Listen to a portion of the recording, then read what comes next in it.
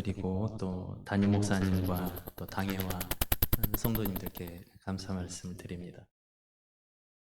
봉독했던 말씀을 중심으로 해서 우리가 오늘 이 저녁에 귀한 말씀의 교제를 나누고 싶습니다. 특별히 고난에 대해서 조금 생각을 해보고 싶은데요. 성도들이 겪는 고난의 의미가 어떤 것인지를 제자도의 관점에서 함께 살펴봄으로 인해서 우리가 하나님 앞에 어떻게 살아가는 것이 진정한 제자의 모습이고, 거기서 한 걸음 더 나아가서 세상을 향해서 어떻게 살아가는 것이 진정한 제자의 모습인지 오늘 이 저녁에 함께 나누려고 합니다. 우리는 지난 몇 년간 코로나19로 인해서 많은 곤혹을 치렀습니다. 심지어는 생업을 포기하기도 하고 가정이 무너지기도 했습니다. 대다수의 사람이 이 코로나 통증에 시달려 고통을 겪기도 했습니다. 저도 코로나에 걸렸었는데, 여러분 코로나에 걸리면 어떤 증상들이 나타나던가요? 저는 우선 열이 많이 나더라고요. 그리고 기침이 있고, 또 목이 따갑기도 하고, 머리가 아프고, 몸살이 생기는 등 여러 증상이 있습니다. 그런 증상들이 나타나면 우리는 내가 혹시 코로나에 걸린 건 아니야? 라고 의심해 보면서 진단 키트를 사용해서 혹은 병원에 방문해서 확인을 했습니다. 마찬가지로 우리가 죽음의 힘, 죽음의 권세 아래 놓여 있거든요. 죽음에 사실은 걸려 있어요. 그런데 그것을 어떻게 알 수 있냐면 우리 삶 가운데 있는 여러 증상들을 통해서 내가 지금 열심히 살고 있는 것 같긴 한데 죽어가고 있구나라는 것을 알게 돼요. 그 대표적인 증상들이 뭐냐면 악이라던가 고난, 고통, 질병 등이 그렇습니다. 우리 앞에 있는 악, 고난, 고통, 질병이라는 이 증상들을 통해서 내가 사실은 죽음의 권세 아래 놓여 있다라는 것을 깨닫게 된다라는 것입니다. 우리는 지금 산다고는 하지만 사실 벌써 죽음에 걸려 있는 자들인 것입니다. 우리가 경험하는 수많은 악, 고난, 고통, 질병이 이를 알려줍니다. 8, 90평생을 지내다가 결국 무덤에 모두 이를 텐데, 죽음에 걸려 있는 현재의 우리를 그때 가서 재확인하는 것에 불과하다라는 것이죠. 그러면 그렇게 누구도 원하지 않는, 죽고 싶은 사람 사실 없죠. 허무하고 무섭고 피할 수 없는 죽음, 과연 어디서부터 온 것일까요? 성경 로마서 6장 23절은 우리에게 말씀합니다. 죽음이 죄의 삭시다라고 말입니다. 그렇다면 우리를 그 죽음으로 내모는 죄라는 것은 과연 무엇인가 함께 알아봐야 될 텐데요. 죄라고 하면 우리는 보통 우리가 행하는 여러 가지 구체적인 자범죄들을 생각합니다. 물론 생각으로 짓는 죄, 또 말로 짓는 죄, 행동으로 짓는 죄, 죄임에는 틀림이 없습니다. 그러나 그것들은 죄의 본질은 아니에요. 죄의 단면들일 뿐입니다. 그러면 우리를 마침내 죽게 하는, 죽음에 이르게 하는 죄의 본질이란 무엇일까요? 죄의 본질은 하나님께 대한 인간의 옳지 않은 태도를 죄의 본질이라고 성경이 말합니다. 인간은 창조주 하나님의 피조물입니다. 창세기 1장 27절이 말씀하죠. 하나님이 자기 형상, 곧 하나님의 형상대로 사람을 창조하시되 남자와 여자를 창조하시고 라고 말씀합니다. 인간은 하나님의 형상으로 피조된 하나님의 작품입니다. 따라서 인간은 어떻게 삶을 살아야 하냐면 하나님의 형상대로 지음받은 하나님의 피조물이기에, 하나님이 주인이시기에 하나님을 의지하면서 살아야 돼요. 자기 힘으로 살아서는 안 됩니다. 자기를 의지해서는 안 돼요. 창조주 하나님에게 의존하는 태도를 가져야 합니다. 이것이 하나님의 형상대로 피조된 인간의 마땅한 본분입니다. 여기서 하나님께 의존한다라는 것은 하나님을 의지하고 순종하는 것을 의미하는데, 조금 더 구체적으로 말해서 하나님을 의지한다라는 것은 전지하시고 전능하신 그 하나님을 의지하고 순종한다라는 의미예요. 그러니까 불완전한 피조물인 나를 의지하지 않고 완전하신 하나님을 의존하는 것, 그것이 인간의 본 모습이어야 합니다. 그러므로 사람은 살아가면서 자기 생각의 판단이 있을 수 있고 하나님의 인도하심이 있을 수 있는데, 그때마다 내 생각대로 결정해서는 안 됩니다. 내 생각에는 이렇게 하는 것이 좋겠다. 내 경험상 또 내가 밤새 고민하면서 어떤 판단을 내릴 수 있는데, 그럼에도 불구하고 하나님이 나보다 나를 더 잘 알고 계시고 내 생각보다 훨씬 크시다라는 것을 의존해야 한다라는 것입니다. 우리의 지혜와 능력, 경험으로는 이 A라는 길로 가는 것이 꼭 맞을 것만 같아요. 그렇다 하더라도 나보다 훨씬, 비교할 수 없을 정도로 광대하신 하나님이 B로 가시오라고 길을 제시하면 기꺼이 순종해야 하는 것이 인간의 본연의 모습입니다. 내 계획이나 생각이 하나님의 인도하심과 다르더라도 그 하나님을 믿고 따르는 것이 우리의 본 모습이어야 합니다. 그런데 죄의 본질이 무엇이라고 했습니까? 바로 하나님께 대하여 의지하는 태도, 순종하는 태도를 버리는 것이에요. 하나님과의 그 올바른 관계, 무엇이 올바른 관계인가요? 하나님은 주인이시고 우리는 종이요 자녀이잖아요. 그러니까 하나님께 전적으로 의존해야 되는데 하나님을 의존하지 않고 자기를 주장하는 것입니다. 그게 죄의 본질이에요. 이처럼 인간이 자기를 주장하면서 살고 싶어 하는데, 이 자기 주장이라는 것은 인간이 창조주 하나님께로부터 자신을 자꾸 독립시키려고 하는 것을 말합니다. 이런 인간의 죄의 본질이 우리 각자 속에 깊이 담겨 있어서 그럴까요? 사춘기의 자녀들 보면 부모님이 하라는 대로 하고 싶지 않아요. 독립하고 싶어 합니다. 제 딸도 지금 고등학교 3학년인데요. 제발 좀 대학 때 독립을 해도 늦지 않으니까 아빠 엄마하고 같이 있으면서 광주에서 공부하면 안 되겠냐 하는데, 기어코 안 되겠다고 중3 때 자기가 결단을 내서 자기 혼자 이 수도권에다가 원서를 내가지고 서울로 혼자 훌쩍 가버렸어요. 저희는 늘 걱정스럽고 어떻게 잘 지내고 있나, 밥은 잘 먹고 있나 싶은데 자기는 독립해 있으니까 너무 좋은가 봐요. 한 학기에 한 번 집에 내려올까 말까 해요. 그리고 연락도 자주 하지 않습니다. 저희는 늘 어떻게 지내는지 무엇 하는지 싶은데, 연락 올 때는 딱 용돈 필요할 때 카톡이 하나씩 오고, 용돈 보내주면 감사 딱 2글자 오고 터도 안 와요. 터도 안 와. 인간이 그런데 이런 죄의 본질이 있어서 그런 것인 것 같습니다. 자꾸 독립하고 싶어요. 그 관계를 끊고 싶어 합니다. 그 관계를 거추장스러워하고 심지어는 속박이라고 여기는가 봐요. 사단이 자꾸 그런 오해를 불어넣는 것이죠. 그래서 하나님으로부터도 마침내 독립하면 자기가 마음껏 원하는 대로 참 행복과 그리고 진리를 찾아서 살아갈 수 있는 것처럼 환상에 빠져 있는 것입니다.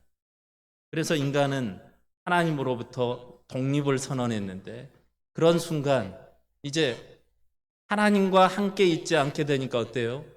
자기의 자원을 가지고 이제 살아야 돼요. 하나님과 함께 있을 때는 하나님께로부터 모든 자원을 공급받아서 하나님이 주시는 것을 힘입어서 살 수 있는데, 이제 독립되어 지내다 보니 어떻습니까? 자기의 시간, 자기의 지혜, 자기의 힘, 자기의 사랑 등 자기 속에 내재한 자원으로 자신의 삶을 스스로 경영해 가야 하는 그런 비참한 지경에 빠지게 됩니다. 그런데도 아직 그게 비참한 줄을 몰라요. 그것이 오히려 아이고 이제 좋구나, 이제 자유를 얻었구나, 이제 편하구나, 이제 내 멋대로 내가 원하는 대로 내가 인생의 참 주인이 되고 나니까 참 좋구나 라고 착각에 빠져 지내고 있습니다. 이런 것들을 신학자들은 인간이 자기주장한다라고 말을 합니다. 이처럼 자기주장에 빠진 인간은 그래서 자기의 제한된 시간 속에 갇혀 지내다 보니까 길게 살아봐야 8, 90년 삽니다. 그리고 그 제한된 시간 속에서도 늙고 병들고 죽는 그런 고난을 겪게 됐어요. 또 인간은 지혜가 제한되어 있으니까 자신의 미래를 알 길이 없습니다. 그러므로 늘 내일이 불안하고 오늘 밤 잠자리에 누웠는데도 잠이 쉽게 오지 않는 근심에 사로잡힙니다. 또 인간은 힘이 제한되어 있는데 그 제한된 자기 힘으로 바둥바둥 살다 보니까 결국은 좌절도 실패도 결핍도 맛보게 되는 것입니다. 사랑 역시 마찬가지입니다. 이 사랑도 제한이 되어 있어요. 아무리 신혼부부이고 아무리 열정적으로 사랑하는 관계여도 얼마 지나지 않으면 자신의 사랑이라는 그 자원은 다 바닥나게 마련이거든요. 그래서 결국은 그렇게 죽고 못하게 살 것처럼 여겼는데 다른 사람들과의 갈등 속에서 고통을 당하는 것을 경험합니다. 이 고난들은 모두 죽음의 증상들입니다. 하나님을 의지하지 않고 하나님께 순종하지 않고 사는 인간의 참상들을 보여주는 것입니다. 자기 주장을 하는 이런 인간은 땅에서 분리되어, 다시 말하면 뿌리가 뽑힌 그 식물의 비유가 될 수 있어요. 식물은 뿌리를 통해서 땅으로부터 양분과 수분을 공급받아야 살 수가 있습니다. 그런데 그 식물이 땅으로부터 분리되면 어떻게 되겠습니까? 저는 안타깝게도 식물을 죽이는 은사가 있습니다. 제 연구실에만 화분이 들어오면 다 임종해서 나가세요. 저도 미치겠고 미안해 죽겠어요. 그래서 한 번은 아내가 사온 이번 화분만큼 내가 잘 키워야겠다 결심을 하고 달력에 수요일에 동그라미를 다 쳤어요. 물 숫자. 그래서 수요일만 되면 잊어먹지 않고 물을 꼬박꼬박 줬습니다. 그런데 이번에도 이 화분이 시름시름 앓다가 결국은 죽고 마는 거예요. 알고 보니까 이번에 아내가 사준 식물은 선인장류여서 하도 잘 죽이니까 물 안 줘도 살만한 걸로 갖다 줬는데 저는 또 이제 수요일마다 일주일마다 한 번씩 물을 줬더니 그만 죽어버리고 만 것입니다. 뿌리가 썩었던 것이죠. 뿌리가 썩으면 어떻게 된다고요? 식물이 그 뿌리가 땅과 분리가 돼버리는 거죠. 그래서 더 이상 이 생명의 근원인 땅으로부터 수분과 양분을 공급받지 못하는 것입니다. 그러므로 선인장은 저는 겉으로 보기에 잘 살고 있는 줄 알았어요. 겉으로 보기에는 우리가 잘 살고 있는 것처럼 보여요. 그러나 땅으로부터 분리된, 하나님과 분리된 인생은 죽어가고 있다라는 것을 잊지 말아야 됩니다. 그러므로 우리는 생명의 근원이신 그 하나님께 의존하고 순종하는 그 올바른 관계를 단절하는 순간부터 우리는 죽음에 직면하게 된다. 죽음이 시작된다라는 것을 알아야 합니다. 그렇지만 곧바로 죽는 것은 아니에요. 선인장도 곧바로 죽지 않는 것처럼. 왜 그렇습니까? 그래도 자신 속에 내재된 제한된 그 자원이 얼마만큼은 있어요. 그러니까 그것을 가지고 잠깐 동안은 살겠죠. 그러나 제한된 그 자원으로 인해서 삶은 얼마 지나지 않아 고난으로 얼룩지게 되고 자원은 점점 고갈되고 뿌리가 분리된 선인장처럼 말라 비틀어져 땅에 묻히게 됩니다. 이 진리를 구약의 창세기 3장이 명료하게 선포합니다. 하나님은 태초에 인류의 조상 아담과 하와를 지으시고 하나님이 만드신 그 모든 만물을 다스리며 살도록 복 주셨습니다. 이것은 아담과 하와로 하여금 하나님께 의존하고 순종하기만 하면 하나님이 준비해 놓으신 모든 무한한 자원들을 끌어다가 풍요롭게 공급받아 살도록 하시는 하나님의 배려였습니다. 그런데 아담과 하와가 어떤 일을 범한가요? 하나님께서 또한 그들의 생명을 보호하기 위해서 선악과를 금지하게 하셨는데 그것을 그만 따먹어 버렸습니다. 창세기 3장 5절 하나님과 같이 되어 라는 그 뱀의 유혹에 넘어가서 그 선악과를 먹음으로 죄를 저질렀던 것이죠. 무엇한 거예요? 하나님의 판단을 의심한 것입니다. 자기의 판단을 믿었던 거예요. 자기의 지혜를 가지고 자기 주장을 했던 것입니다. 내가 생각하는 대로 삶을 살면 더 잘 살 수 있겠어 라고 판단했던 것이죠. 이후로 사탄은 아담의 후예인 모든 인류로 하여금 자기 주장을 하도록 계속 충동질합니다. 우리 그리스도인들도 충동질하고 불신자들도 충동질하고 그래서 인간은 스스로 주인이 될 수 있어. 네가 네 인생을 멋지게 경영할 수 있어. 계획을 세워서 아주 잘 살고 재미있고 행복하고 사랑스럽게 살아갈 수 있어 라고 생각하게 만듭니다. 온 세상의 중심이 바로 너야 라고 여기게 만드는 것이죠.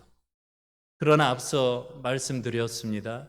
이 충동에 넘어가는 순간 우리는 어떻게 된다고요?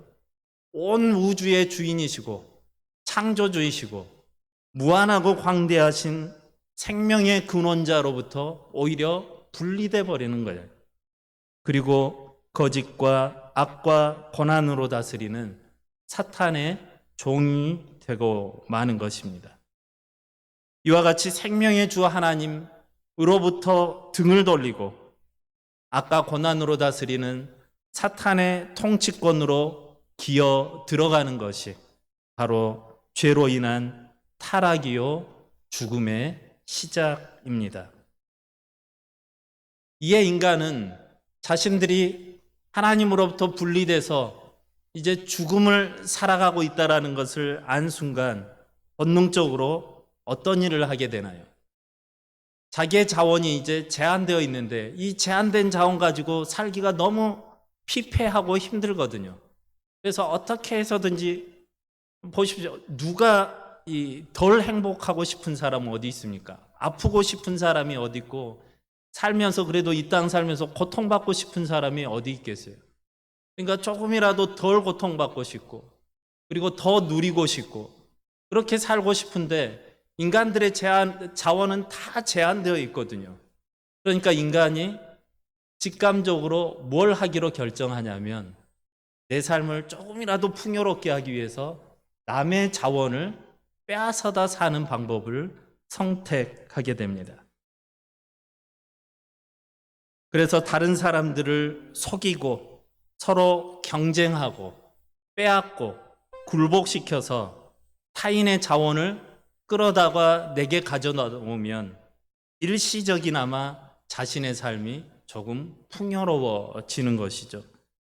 그런 삶을 선택을 했어요. 하지만 이것도 잠시 잠깐인 거예요. 잠깐은 행복을 누릴지 모릅니다. 잠깐은 기분이 좋겠죠. 잠깐은 만족할지 모릅니다. 그렇다 한들 타인의 자원을 빼앗아다가 사는 삶이 죽음이라는 근본적인 문제는 결코 해결해 내지 못합니다. 잠시 자신들의 죽음을 연장시킬 수 있을지는 모르겠어요. 방금 전에도 이제 광주에서 목포로 운전하면서 올라오는데 저의 절친인 친구, 순천에서 목회하는 친구한테 전화가 왔어요. 네.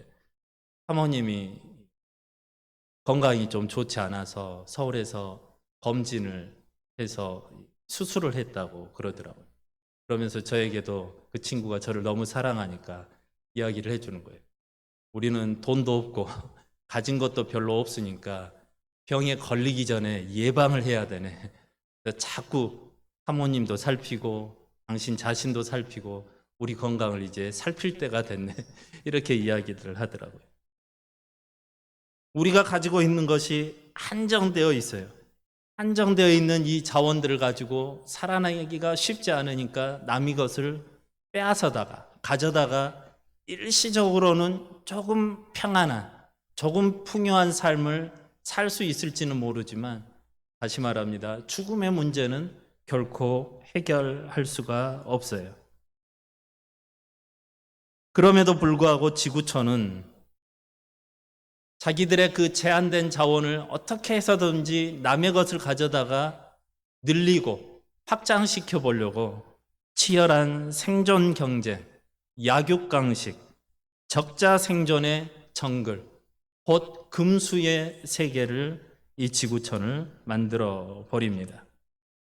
이렇게 죄의 본질인 자기 주장을 하고 사는 인간들로 말미암아서 하나님과 인간이 서로 소외됐을 뿐만 아니라 갈등이 만들어지고, 이것은 비단 하나님과 인간의 관계에서만 그렇지 않습니다. 인간과 인간 사이의 관계에서, 또 인간 자기 자신과의 관계에서도 서로 소외되고 갈등을 낳게 되었습니다. 그래서 우리가 살면서 이웃과의 갈등과 이 어려움들이 생기는 이유는 다 여기서부터 오는 거예요. 우리가 살면서 정신병이나 불안과 같은 두려움, 신경증에 사로잡히는 것도 다 이로부터 오는 것입니다. 무엇? 하나님으로부터 자기를 독립시키려는 선언, 자기 주장을 하려는 그런 태도들로부터 이 모든 악과 고난, 고통, 질병들이 오게 되었고, 결국 우리는 죽음을 향해 하루하루 살아가고 있다라는 것입니다. 이와 같이 죄에 빠진, 그래서 사망에 걸려 있는 인간은 따라서 한 가지 절실하게 필요한 것이 생겼는데, 그것이 바로 구원입니다. 구원받고 싶어 해요. 구원이란 무엇이냐면, 이처럼 악과 고난의 상태에서 인간이 해방되는 것을 폭넓게 의미하기 때문입니다. 그러면 이 구원이 어떻게 이루어질까요? 기독교와는 다르게 모든 종교, 인류는 인간 스스로가 구원을 이룰 수 있다고 생각하고 가르쳐 왔습니다. 인간의 힘으로 유토피아를 건설할 수 있다고 주장합니다. 19세기 계몽주의 이후에 인류는 이 인간의 이성을 개발하잖아요. 또 교육을 시키죠. 그리고 과학과 기술을 발전시키면 이 세상에 더 이상 악이란, 고난이란 없어질 거야. 싸움도 없어지고 평화와 풍요의 상태에 이를 거야. 라는 그런 낙관론을 주장하였습니다. 그러나 1차, 2차 세계대전은 이러한 인간의 낙관론을 잿더미로 만들어 버렸습니다. 최고도로 발달된 그 과학과 기술이 인간을 오히려 최대로 파멸하는 그런 결과를 초래했거든요. 그 대표적인 예가 원자폭탄인 것이죠. 두 번의 이 세계대전은 인간의 이성 개발의 그 한계를 도리어 극명하게 드러내고 말았습니다. 인간의 근본 문제인 이 악과 고난을 교육이라던가 이성의 개발로서는 해결할 수 없다는 사실을 우리에게 교훈하였던 것입니다. 이와 같은 인류사에도 불구하고, 그런데 여전히 인류는 포기하지 않아요. 인간에게 소망을 둡니다. 문명의 발달에 대해 낙관하고 있습니다. 인간이 가진 지혜와 이성과 힘으로 언젠가는 우리 인간이 악과 고난에서 해방될 날이 올 수 있을 거라고 계속해서 주장해 대는 것입니다. 그런데 보십시오, 여러분. 곧 있으면 또 암 치료제도 나온다고 그러죠. 그러면 인간들이 환호를 하고 샴페인을 터뜨리겠죠. 그러면 그 다음에는 어떻게 했습니까? 또 우리가 알지 못하는 어떤 질병이, 치료할 수 없는 것들이 와서 우리를 고통스럽게 하고 다시 죽음의 원점으로 돌아가게 만들 거예요. 그런 것들이 있다 한들 우리를 이 죽음의 문제에서 해결할 수 있는 것은 결코 없다, 그 말입니다. 어떤 목사님이 우스운 소리로 이렇게 말씀하시더라고요. 예수님께서 죽은 나사로를 부르셨잖아요. 나사로야 나오라. 그러니까 죽은 나사로가 살아서 나왔어요. 근데 이제 그 목사님 말씀입니다. 나사로가 즐겁게 나왔겠습니까? 아니에요, 여러분. 곧 있으면 또 죽을 텐데 하면서, 아이고 예수님 왜 이렇게 귀찮게 막 붕대 풀면서 왜 나를 지금 나오라고 하셔가지고, 언젠가는 또 죽을 텐데, 인간은 다시 죽을 텐데, 나 이제 좀 그 지긋지긋하고 힘들었던 이 세상에서 벗어나서 주님과 정말 천국에서 이렇게 즐겁게 살고 있는데 뭐 하려고 지금 부활을 시키셔가지고 나를 이 고생을 시키시는가, 이런 말을 했다고 그래요. 인간들은 끊임없이 그럼에도 불구하고 인간 스스로가 그 유토피아를 만들어서 인간이 노력하면 새로운 세상, 더 나은 세상, 더 좋은 세상을 만들 수 있을 거라고 계속해서 착각하는 것이죠. 그러나 결코 그렇지 않습니다. 만일 인간이 스스로를 구원할 수 있다면 인간에게는 애초부터 구원이 필요하지 않았어야 해요. 힘이 제한되어 있고 지혜가 제한되어 있는데 자기 스스로를 어떻게 구원한단 말입니까? 구원받아야 할 대상이 어떻게 자신을 구원한단 말인가요? 그러므로 구원이라는 것은 인간 스스로 자기의 힘으로 결코 만들어낼 수 없는 것이 구원이에요. 구원이란 외부로부터 초월적인 힘이 와서 끄집어 내어줄 때 비로소 구출되는 거예요. 구원을 경험하는 것입니다. 그런데 그 무한한 힘을 가진 외부의 초월자 되신 분, 그분이 누구신가요? 바로 우리 하나님이신 것입니다. 그 하나님께서 오직 은혜로만 우리에게 다가오실 때에 우리 인간에게는 구원이 이루어집니다. 그를 통해 죄와 죽음과 사망과 고통과 질병과 악과 모든 것으로부터 해방을 경험할 수 있게 되는 거예요. 그 구원의 소식을 우리에게 주셨는데 그게 바로 복음입니다. 기쁜 소식인데 이 소식은 무엇입니까? 인간들은 하나님으로부터 분리돼서 제한된 자기의 자원으로 낑낑대며 고통스러워하며 살아가고 있었는데 누가, 초월자 되신 하나님이 밖에서부터 우리를 친히 찾아오셔서 건지셨다라는 그 굿뉴스가 바로 복음입니다. 그러면 이 구원의 사건, 이 복음을 통해서 전해진 이 구원의 사건이 어떻게 일어났습니까? 예수 그리스도 안에서 일어났습니다.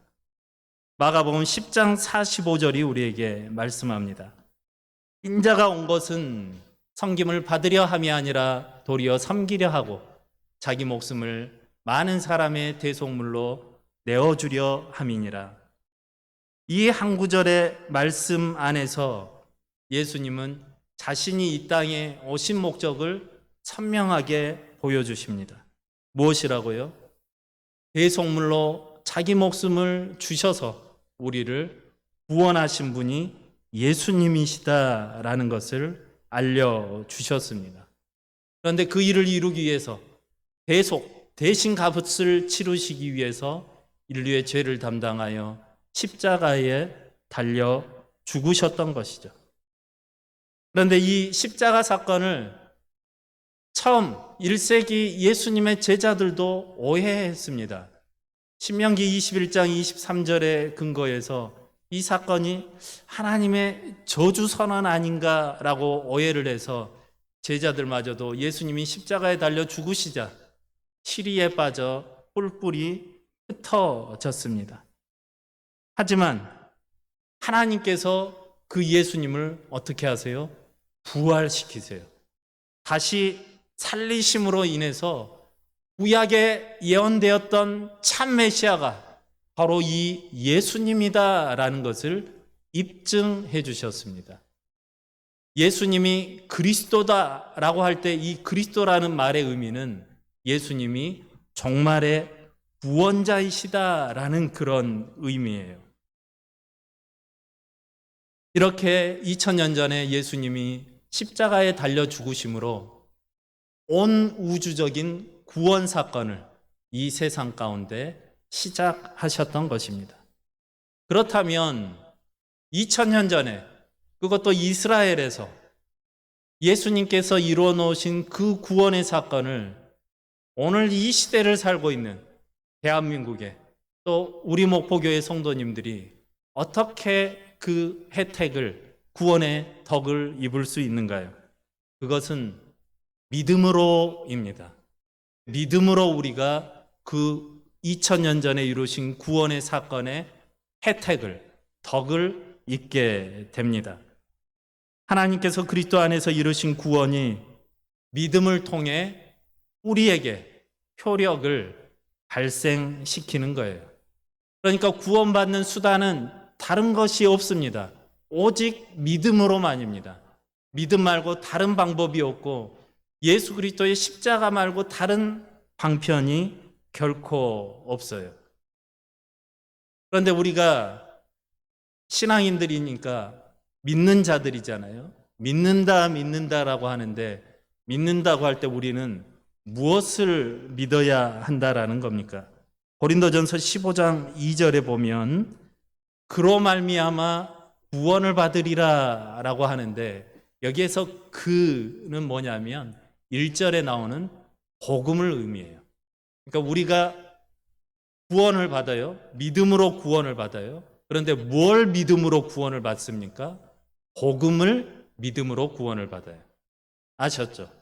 우리가 구원을 다 받았는데 믿음으로 구원을 받습니다. 무엇을 믿음으로? 복음을 믿음으로 구원을 받아요. 그러면 복음이 무엇인지를 알아야겠죠. 고린도전서 15장 이어서 3절부터 5절에 이렇게 설명합니다. 복음이란 한마디로 그리스도께서 우리를 위하여 혹은 우리를 대신하여 혹은 우리를 대표하여 죽으시고 부활하셨다라는 것이 복음입니다. 그러니까 우리가 믿는다고 할 때는요, 그리스도께서 우리를 위하여 대신하여 대표하여 죽으시고 부활한 사실을 믿을 때에 그 믿음으로 말미암아 우리가 구원을 얻게 됩니다. 그래서 앞서 말씀드린 것처럼 이 믿음은 예수님이 십자가에 달려 죽으셨는데 그 예수님과 우리를 연합시키는 효력을 발생시키거든요. 믿음이. 그러므로 우리는 믿음을 통해서 그리스도께서 하나님의 아들이신데 우리도 그리스도와 연합이 되므로 하나님의 자녀가 되는 거예요. 그리스도께서 하나님께 십자가에 달려 죽으시기까지 순종하셨는데 우리가 믿음을 통해 그리스도와 연합이 됐으므로 그리스도의 순종이 내 순종이 되는 것입니다. 새 백성의 대표자이자 창조자이신 그 그리스도를 믿음으로 말미암아 우리가 새 백성이 되는 것입니다. 그렇게 되므로 더 이상 이제 우리는 죄의 속박에 사로잡혀 있지 않게 돼요. 자기의 제한된 자원 속에 갇혀 죽은 인생이 아니라 다시 새롭게 하나님의 백성이 됨으로 인해서 하나님을 의지하고 순종함으로 하나님의 그 무한한 자원을 끌어다 쓸 수 있는 그 은혜를 맛보게 됐습니다. 무엇보다도 하나님의 수많은 자원들 중에 영원한 시간, 영생인 것이죠. 그 하나님의 성품에 참여하게 돼서 우리도 영생을 얻게 되고 구원을 맛보게 됐다 그 말입니다. 그러므로 사랑하는 성도 여러분, 성도의 본분 여러 가지가 있겠지만 오늘 이 밤에 한 가지 기억할 것도 있습니다. 성도는 하나님을 의지해야 해요. 하나님께 순종해야 합니다. 내 생각과 내 지혜를 가지고 하나님을 판단하거나 의심하지 마십시오. 자신을 의지하는 것은 결국 죽는 길이에요. 자기의 지혜를 가지고, 자기의 힘을 가지고, 자기 의지대로, 자기 경험에 비춰서 살려고 해서는 안 된다 그 말입니다. 그것은 죽음을 향해 가는 길인 거예요. 하나님의 피조물인 인간은 하나님을 의지할 때만 살 수 있습니다. 그럴 때만 행복할 수 있고 영생을 누릴 수 있고 마침내 구원을 얻을 수 있어요. 그런데 문제는 우리는 그리스도의 초림과 그리스도의 재림 사이를 살아가고 있습니다. 그러니까 이미 구원을 얻었고 영생을 약속받았지만 그러나 그것이 재림 때에 완성되기 전까지는 이 세상 가운데 발을 붙이고 살게 되어 있어요. 그러니까 자꾸 또 이 사단의 미혹에 넘어가서 내 힘대로 해볼 수 있을 것 같은데 라고 하면서 곧잘 넘어지는 거예요. 곧잘 쓰러져요. 사단이 자꾸 속삭입니다. 너 지난번에도 그렇게 했더니 잘 됐잖아. 성공했잖아. 네 미래를 그렇게 살면 네 미래가 형통할 거야. 너의 나중이 보장이 될 거야. 걱정하지 마. 이렇게 자꾸 사단이 뭐예요? 이거 보이스 피싱 하는 거예요. 보이스 피싱. 거기에 넘어가면 안 돼요. 그런 사단의 음성이 들리면 빨리 1332 금감원에 신고해야 돼. 사단은 보이스 피싱. 그런 소리에 현혹돼서는 안 되는데 그런데 이 땅을 살고 있다 보니까 다 그렇게 살거든요. 세상 사람들이 다 세상의 정신대로 삽니다. 세상의 질서대로 살아요. 세상 사람들이 다 그렇게 여전히 인간에 대해서 낙관론을 주장하고 우리의 이성을 개발하고 교육을 잘 받고 과학과 문명을 발달시키면 더 나은 세상이 올 거고 이런 착각 속에서 다 살아가니까 나도 어느샌가 거기에 물들어서 그렇게 하면 잘 될 것처럼 여긴단 말이죠. 그러다 보니까 어때요? 신앙인들이 이 세상에 사는 동안 자꾸 고통을 직면하는 거예요. 주님은 이 땅에 사는 동안 제자로서 우리가 주님께서 맡겨 분부하신 대로 자기를 부인하고 자기 십자가를 지고 날마다 주님을 따르면서 이웃을 사랑하고 내가 양보하고 손해보고 이렇게 살도록 명하시는데 성령이 충만할 때는 그게 좋았다가도 사탄이 어느새 충만해지면 이렇게 살다가 내가 망하겠는걸? 내 자녀들의 앞날은 어떡하지? 나의 노후는 어떻게 대비를 하지? 절절매는 거예요. 그래서 두려워서 견디지를 못하는 겁니다. 그러니까 자꾸 신자의 세계관과 불신자의 세계관이 왔다 갔다 하면서 고통과 슬픔에 어찌할 바를 모르는 거예요. 세상 사람들은 차라리 주님을 모르니까 이 세상의 방식대로 살아버려요. 내세를 모릅니다. 천국을 모르니까 자기가 지옥에 갈 것을 모르지만 이 땅 사는 동안은 그냥 거기에 올인하면서 그냥 살아가요. 그러니까 뭐 갈등할 필요도 없어요. 그게 맞겠거니 그렇게 세상 방식대로 남의 것을 빼앗고 훔치고 또 도둑질을 하고 속이고 뇌물을 갖다 바치고 이렇게 살아도 별로 양심의 가책도 없습니다. 남들이 다 하는데 뭘 나라고 못할 게 뭐 어디 있어. 그러면서 그렇게 살아가는 거죠. 그런데 신자는 이 두 세계 사이를 살고 있다 보니까 계속 갈등하게 되는 거예요. 그래서 고통을 겪게 되는 겁니다. 그럼에도 불구하고 하나님은 항상 옳으십니다. 하나님은 항상 선하세요. 그 하나님을 추워도 의심하지 말고 하나님을 내가 판단하려 들지 말고 오직 하나님의 말씀에 순종하고 하나님께 의지하기로 다시 결단을 해야 되는 것입니다. 그래서 하나님 사랑, 이웃 사랑이라는 이 이중 계명에 순종하면서 이 세상을 향하여 섬기는 삶을 계속 살아가야 하는 거예요. 그런 삶을 살아갈 때에 우리 안에 제자도가 회복이 되고 거기서 한 걸음 더 나아가서 주님이 기뻐하시는 이 세상을 향한 증인의 삶을 우리가 구현해 낼 수 있어요. 이게 무슨 의미입니까? 보십시오. 앞서 말씀드렸습니다.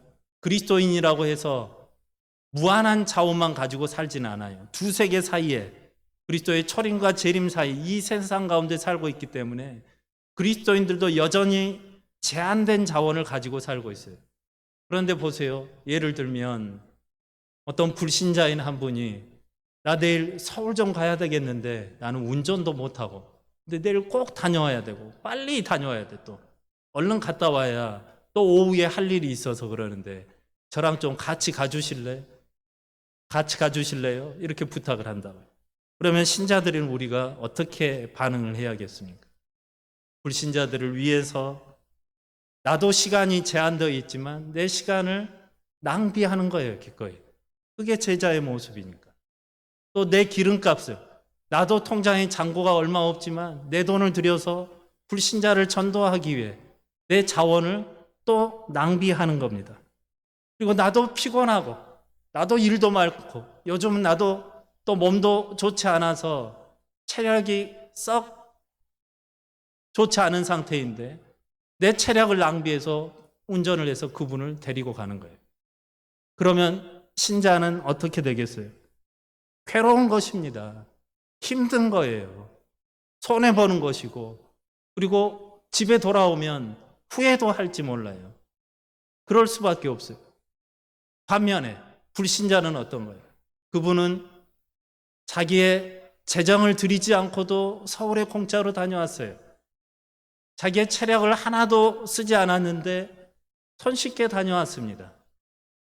또 자기는 차 안에서 다른 업무들을 보면서 자기의 시간을 많이 아꼈어요. 그러니까 어떻게 돼요? 신자는 자기가 가지고 있던 그 제한된 자원을 남을 위해서 끊임없이 주고 낭비하고 함으로 인해서 내 자원을 다 내줬지만 그것이 고스란히 불신자에게 일시적으로 감으로 말미암아 그 불신자가 잠깐이나마 뭘 경험하는 겁니까? 해방을 경험하는 거예요. 풍요를 경험하는 거예요. 잠깐 구원을 맛보는 거예요. 그러면서 그가 무엇을 생각하게 돼요? 하나님을 우리를 통해 보게 되는 겁니다. 여러분, 우리는 이 성경을 읽고 하나님을 배웁니다. 그런데 불신자들이 성경을 읽습니까? 성경을 안 읽죠. 그러면 불신자들은 어떻게 하나님을 배워요? 우리를 읽고 하나님을 배우게 돼요. 우리의 행동과 말을 보고 하나님이 어떤 분이구나. 이번 나를 위해서 봉사해 준 이 사건을 보고 저들이 믿는 하나님이 이런 분이구나 깨닫게 되는 거예요. 구원이라는 것이 해방이라는 것이 이렇게 좋은 것이구나. 그래서 그들도 이제 일시적인 잠깐의 구원이나 해방을 맛봤는데 영원한 온전한 구원과 해방에 목말라 하고 갈망해 하게 되는 거예요.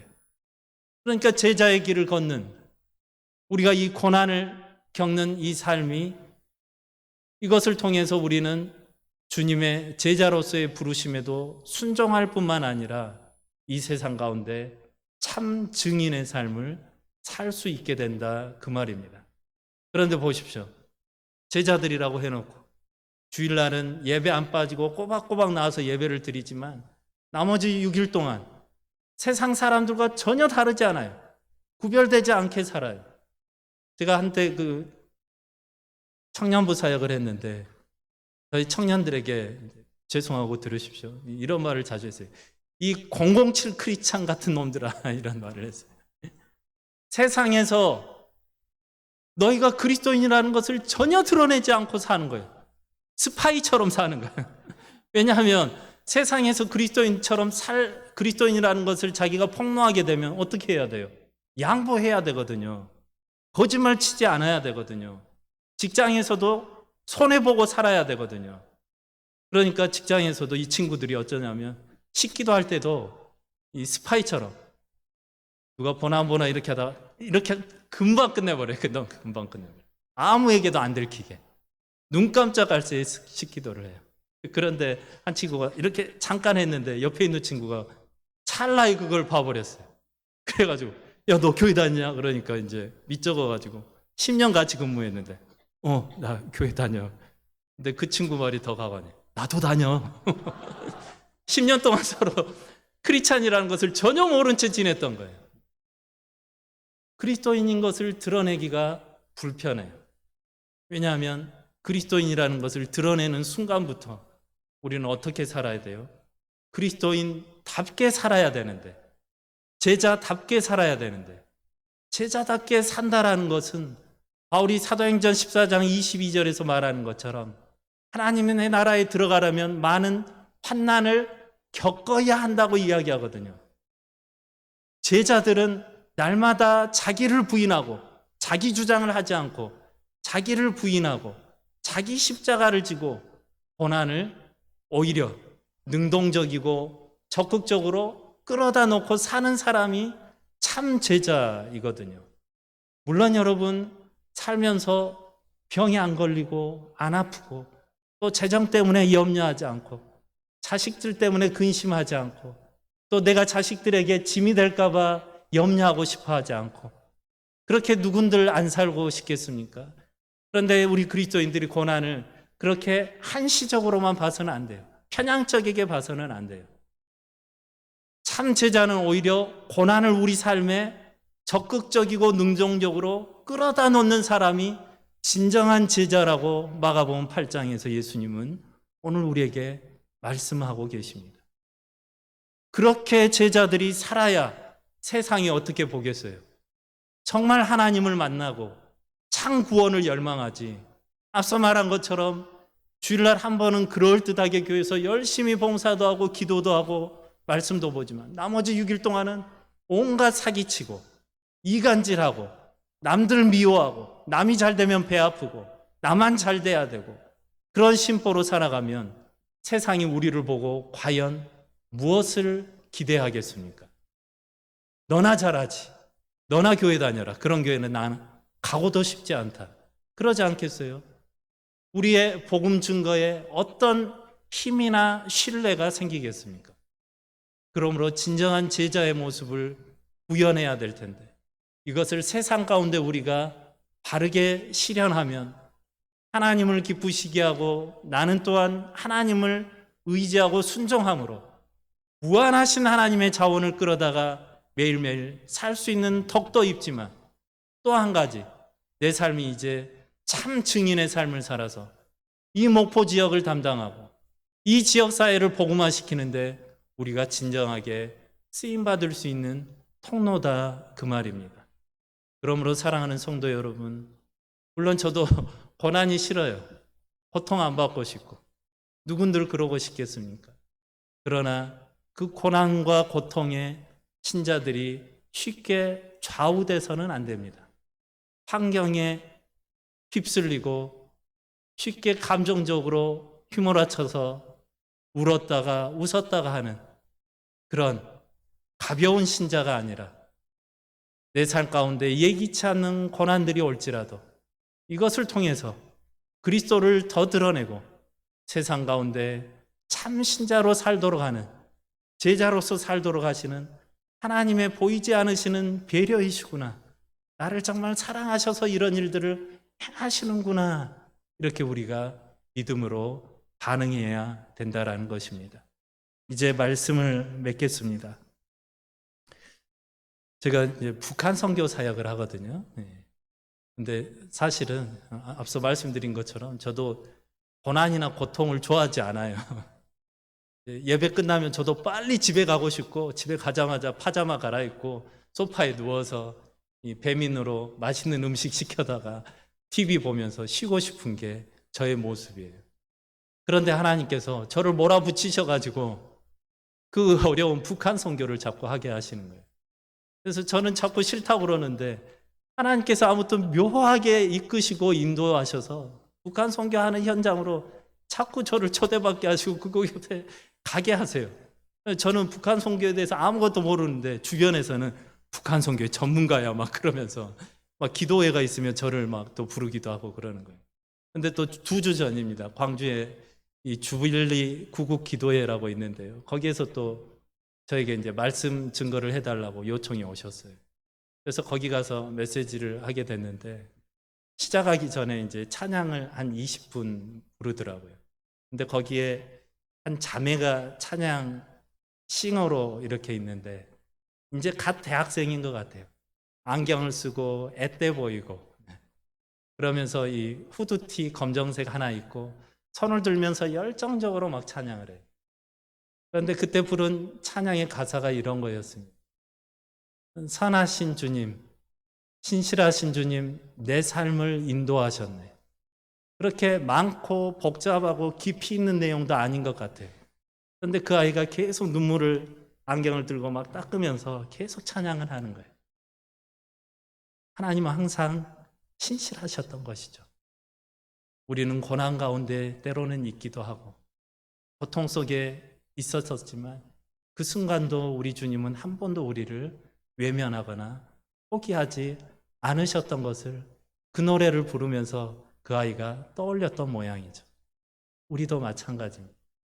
여러분, 고난이 우리는 싫습니다. 피곤해요. 그리고 지긋지긋하고 재수없어 보이고 저주 같기도 해요. 그러나 이제는 고난을 그렇게만 보지 않기를 바랍니다. 고난을 통해서 하나님께서 우리 가운데 이루시고자 하는, 우리는 다 알지 못합니다. 하나님은 이해의 대상이 아니라 신뢰의 대상입니다. 우리의 이 제한된 지혜로 어떻게 하나님을 다 알겠습니까? 우리 삶 가운데 찾아오는 이 고난과 어려움들, 제자의 도를 따르면서 순종하면서 살다 보니 이렇게 힘들고 고통스러운 일들, 우리는 다 이해하지 못해요. 그러나 하나님은 그 순간에도 우리를 포기하지 않고 계셨습니다. 우리를 붙들고 계셨고 그때도 하나님은 선하시고 신실하셨어요. 그것을 믿으시면서 이제 우리가 이 세상을 향해 오히려 이제 더 적극적으로 나를 손해보고 내가 양보하고 그러면서 내 삶에 적극적이고 능동적으로 고난을 끌어다 놓으면서 주님의 제자다운 삶을 살아내므로 우리 목포교회가 주님 부르신 이 지역에서의 부르심에 순종하고 그리고 주님의 영광을 드러내는 성도님들 다 되시기를 주님의 이름으로 축원합니다. 기도하겠습니다. 하나님, 그렇습니다. 주님이 왕이시고 주님이 우리의 주인이십니다. 그럼에도 불구하고 우리는 자꾸 자기를 의지하고 싶어하고 자기 생각대로 살면 인생이 평탄하고 행복도 올 것처럼 환상에 빠져 있습니다. 오늘 말씀을 통해 그러나 자기를 의지하는 삶이야말로 죽는 길이며 하나님을 의지할 때만 산다고 말씀하시니 감사합니다. 우리가 다 이해되지 않더라도 그 하나님을 믿고 의지하고 순종하며 살게 하옵소서. 하나님 믿고 순종하다가 때로는 고난이 오더라도 기쁘게 감당하게 하시고 오히려 주님이 나를 통해서 더 크고 놀라운 일들을 이루어 가시는구나 깨달으며 선하신 하나님을 찬양하는 우리 모두 되게 하여 주시옵소서. 감사하며 예수님 이름으로 기도합니다. 아멘.